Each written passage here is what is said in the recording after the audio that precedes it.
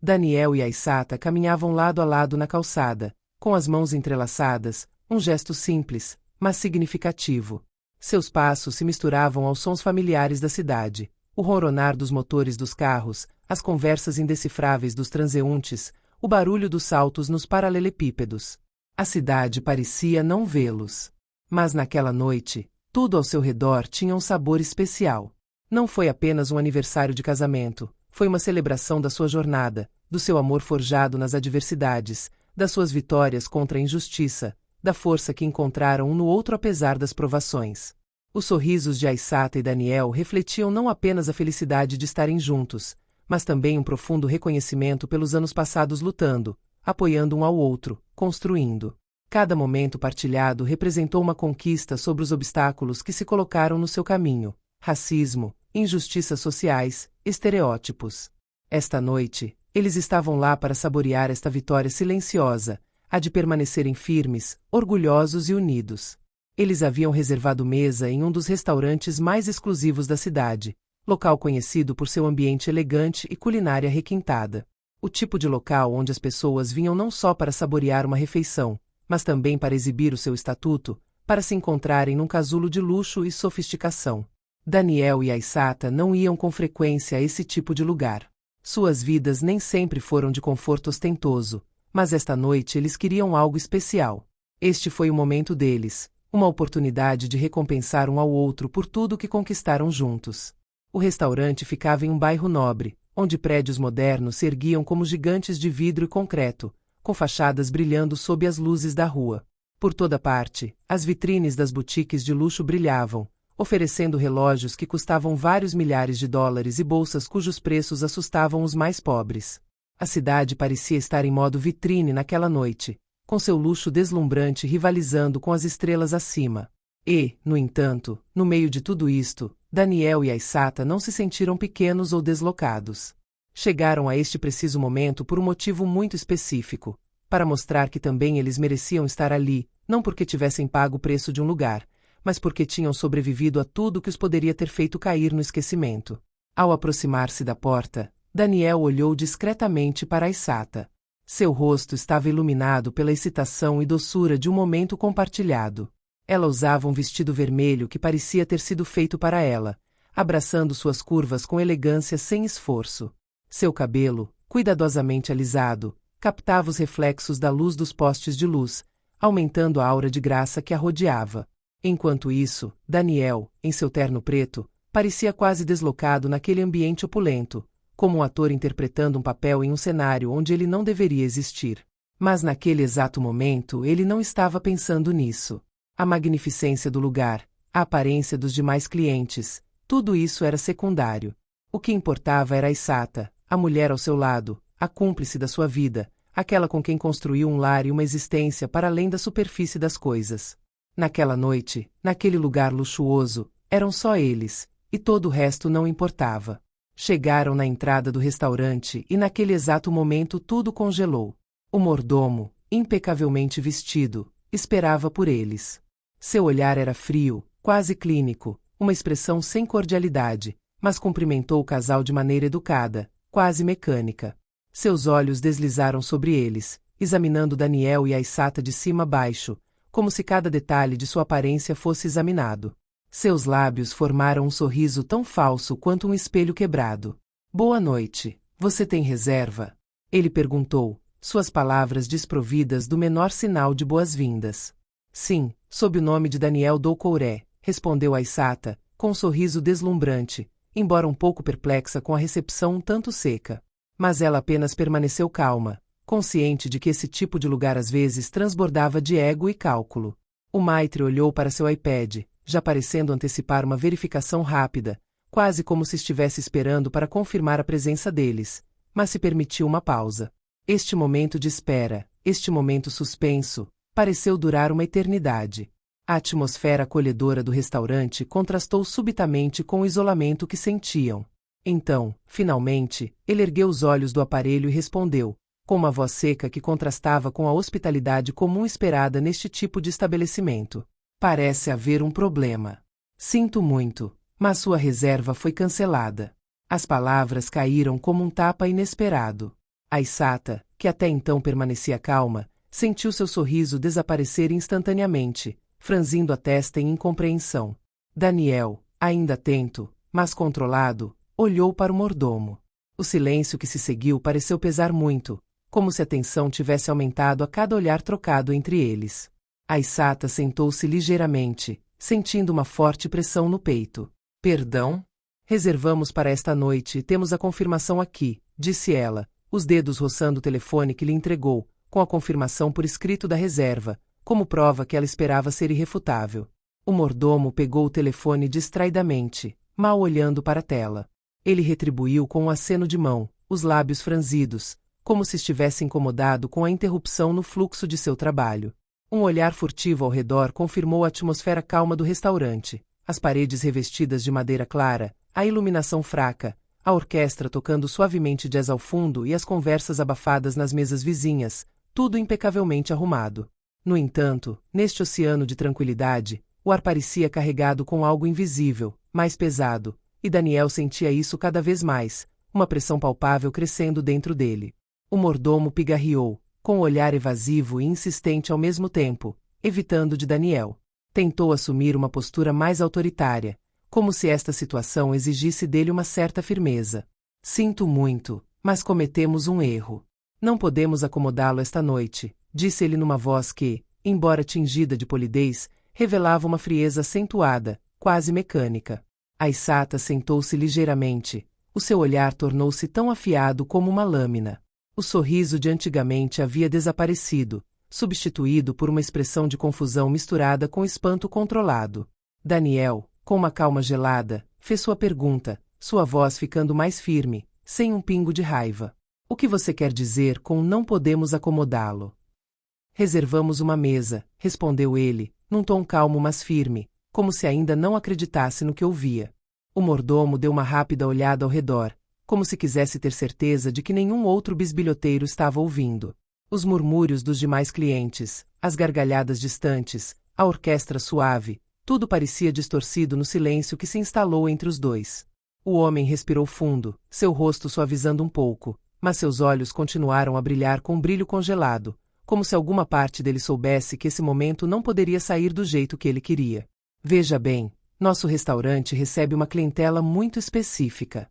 Não é uma questão de reserva, é uma questão de o ambiente que queremos manter, explicou finalmente, com as palavras pairando pesadamente no ar. Ele engoliu em seco, como se essa frase não fosse a primeira vez que ele a dizia.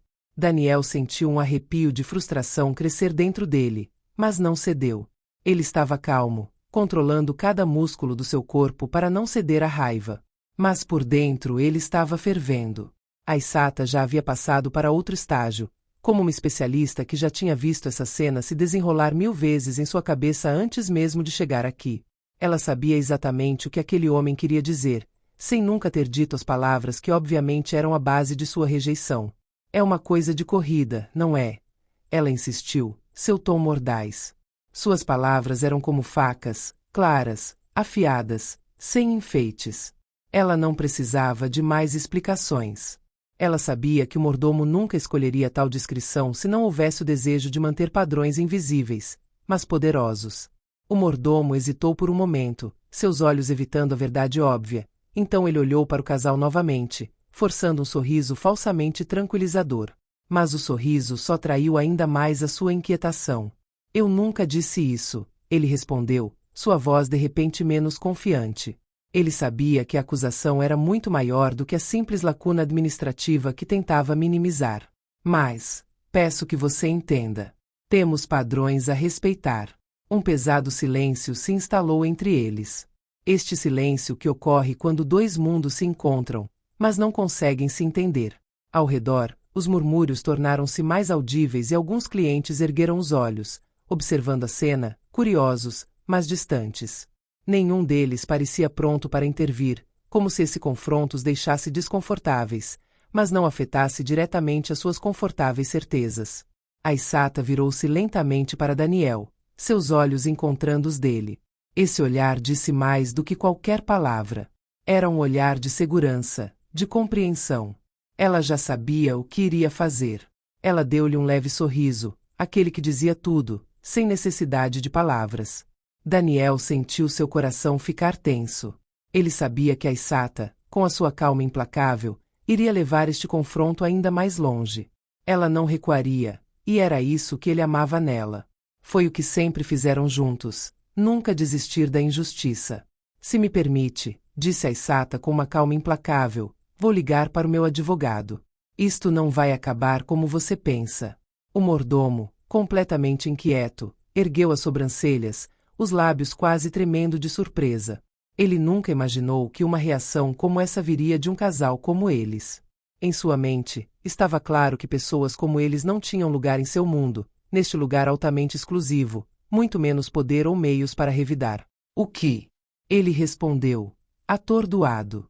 Você está ameaçando me processar por uma simples confusão? Daniel pegou o telefone sem dizer uma palavra, seu olhar frio fixo no mordomo. Antes que o homem pudesse protestar ou intervir, apertou um botão e começou a gravar a conversa. O clique do botão pareceu ecoar no silêncio sufocante que se instalou ao redor deles. Um arrepio percorreu o ar, como se todos no salão entendessem que a situação acabará de chegar a um novo estágio, um estágio onde as coisas nunca mais poderiam voltar atrás. A cena, já tensa, ganhou uma energia nova, quase elétrica. Ficou claro que esta disputa, embora importante, não era mais o centro das atenções. O que estava a acontecer ia além desta simples troca de palavras. Era um confronto de princípios, um questionamento de uma realidade muitas vezes ignorada, e talvez até uma declaração pública sobre injustiças muito mais profundas e sistemáticas. Naquele momento, o gerente do restaurante apareceu no saguão. Com passo confiante, ele se aproximou do palco com uma presença que só poderia ser a de um homem acostumado a estar no controle. Vestido com um terno impecável, seu visual não deixava margem para incertezas. Em segundos ele entendeu exatamente o que estava acontecendo. Ele entendeu que a situação havia se tornado mais do que apenas um mal-entendido. Ele sabia que tinha que lidar com isso de forma rápida e eficiente. Parou na frente deles, observando o casal com frieza calculada, antes de dizer em tom gélido: Senhor, senhora, você não é bem-vindo aqui esta noite. A simplicidade e a brutalidade de suas palavras atingiram Daniel como um soco. Não houve pretensão, nem desculpas escondidas atrás de palavras educadas. O gerente nem tentou fingir cortesia. Ele foi direto, intransigente e determinado a não deixar espaço para a menor forma de diálogo. Daniel, porém, não perdeu a calma. Ele sustentou o olhar do gerente, sua voz ainda comedida, mas agora tingida de uma nova firmeza, uma autoridade que ele ainda não havia demonstrado nesta situação. Para quê? Ele perguntou, seu olhar penetrante, sua calma deslumbrante diante da hostilidade. Por que essa reação? Temos reservas e acredito que este restaurante deve oferecer a qualquer cliente, independentemente da sua cor, uma experiência gastronômica digna desse nome. Suas palavras ficaram no ar, suspensas, desafiando a lógica que o dirigente parecia querer impor. O gerente, porém, voltou seu olhar para o maitre com um olhar quase exasperado, depois voltou a olhar para o casal, desta vez com desdém quase palpável. Ele hesitou por uma fração de segundo antes de responder, mas a decisão já havia sido tomada. Ele sabia exatamente o que iria dizer. Por que não podemos nos dar ao luxo de perder a imagem que construímos aqui? Respondeu ele, com a voz fria, calculada, como um discurso preparado para esta ocasião. Você vai entender, não é? Veja, existem certos tipos de clientes que preferimos evitar. As palavras do gerente caíram como pedras, cavando um abismo ainda maior entre ele e o casal. Já não se tratava de uma simples questão de reservas ou de acesso a um restaurante exclusivo, mas de um manifesto de classe social, e ainda mais subtilmente, de racismo sistêmico. Ele nem teve audácia de esconder isso atrás de falsa polidez. Foi dito, claro, brutal. Daniel ficou paralisado por um momento, seu olhar fixo no gerente, raiva e tristeza misturadas em seus olhos. Mas ele não reage imediatamente. Ele ficou ereto, como uma rocha na tempestade, suas palavras pesando muito, como se estivesse pesando o preço da injustiça que lhe foi servida em uma bandeja de prata. Ele finalmente voltou seu olhar para Aissata, que o observava com calma. Ela pegou a mão dele, um gesto simples, mas cheio de significado. Seus olhos se encontraram, uma troca silenciosa, mas mais alta que qualquer palavra. Ele se virou novamente para o gerente. Sua voz, firme e segura, quebrou a tensão que pesava na cena. Acho que é hora de divulgar esse padrão que você defende. Porque parece que você não entende a magnitude do que está acontecendo aqui. O gerente começou a rir, com sua arrogância transbordando. Ele achou que era uma brincadeira, uma tentativa de levar água para o seu moinho. Ele se permitiu rir como se tudo fosse apenas um mal-entendido, como se, no fundo, Daniel e Aissata fossem incapazes de compreender a complexidade do que realmente estava acontecendo. Mas naquele momento ele não sabia que o jogo tinha acabado de mudar. Eles não estavam lá para brincar. Aissata, ainda calma mas agora inabalável, interveio com uma voz que não deixava espaço para negociação. Tomaremos as medidas necessárias para garantir que isso não aconteça novamente. A verdade virá à tona, disse ela, com a voz calma, mas firme. Este restaurante não merece a nossa presença. Eles se viraram e saíram do restaurante, suas figuras desaparecendo rapidamente na escuridão da noite. Uma brisa fresca soprava pelas ruas, mas nem Daniel nem Aissata sentiram, imersos no pensamento do que acabará de acontecer. A cena já havia ficado para trás, mas o impacto de sua decisão repercutiria muito além daquela noite. O gerente, deixado sozinho no corredor, não conseguia esconder a sua agitação interior. A arrogância que ele havia demonstrado até então começou a desmoronar e, pela primeira vez, uma preocupação surda tomou conta dele. Ele não havia previsto o que esse confronto iria desencadear. Achava que tinha tudo sob controle, que um gesto tão insignificante como recusar receber seria suficiente para manter a ordem, para proteger a imagem do restaurante que cuidadosamente construiu. Mas ele não sabia que naquela noite as coisas tinham simplesmente mudado. Na manhã seguinte, quando os primeiros raios de sol atingiram as janelas dos cafés e edifícios, as redes sociais pegaram fogo. Num piscar de olhos, o vídeo do confronto capturado por Daniel estava em todas as plataformas: Twitter, Instagram, TikTok. Milhares de visualizações em poucas horas, milhares de comentários em poucos minutos. O que começou como uma simples gravação rapidamente se tornou um símbolo. A cena do confronto deixou de ser apenas um incidente isolado num restaurante chique, tornou-se um testemunho da discriminação sistêmica e do preconceito racial que é muitas vezes ignorado. Choveram testemunhos, não só de clientes que testemunharam a cena, mas também de pessoas da comunidade, vozes que nunca antes tinham sido ouvidas. As mensagens denunciavam a injustiça, a arrogância dos funcionários do restaurante e, sobretudo, o silêncio cúmplice daqueles que, nos bastidores, apoiam estas práticas discriminatórias. A hashtag #BoicotRestaurantDeLinst rapidamente surgiu, acompanhada de fotos de pessoas que mostravam seu apoio a Daniel e Aissata, algumas até com cartazes improvisados marcados com slogans como "Todos iguais à mesa" ou "Não há discriminação". A onda de solidariedade espalhou-se muito além da cidade, atingindo zonas rurais e urbanas, bairros da classe trabalhadora e centros empresariais. Os apelos ao boicote continuaram a crescer, e os clientes desapontados não hesitaram em expressar a sua indignação em todas as plataformas disponíveis. Os executivos dos restaurantes, surpreendidos pela escala do movimento, tentaram inicialmente minimizar o incidente, procurando acalmar a tempestade com desculpas desajeitadas e declarações públicas. Mas a resposta deles foi tarde demais e muito fraca. As palavras do gerente, alegando que seus funcionários agiram por meio de um mal-entendido, apenas inflamaram a raiva popular. O público não se deixava mais enganar. As acusações de racismo vieram à tona e a sociedade não permitiu mais que aqueles que praticavam a exclusão continuassem a prosperar impunemente. Em poucos dias, a pressão tornou-se insuportável. O restaurante, outrora símbolo de prestígio, passou a ser visto como um bastião da intolerância. Os apelos ao boicote intensificaram-se e afetaram os parceiros comerciais do estabelecimento. Várias empresas locais, bem como grandes marcas de produtos de luxo que apoiavam o restaurante, decidiram cortar relações. A ruptura das parcerias comerciais acrescentou uma nova camada de pressão econômica que lançou o restaurante numa espiral irreversível. Foram feitos apelos para uma investigação oficial às práticas do estabelecimento, e o presidente da cidade, que até então mantinha uma posição neutra, sentiu-se obrigado a falar publicamente, expressando preocupação com a dimensão do escândalo. No entanto, tudo isto só tornou a situação ainda mais incontrolável para o restaurante. A imagem que ele cultivou durante anos estava se desintegrando como um castelo de cartas, levado pela verdade que vinha à tona.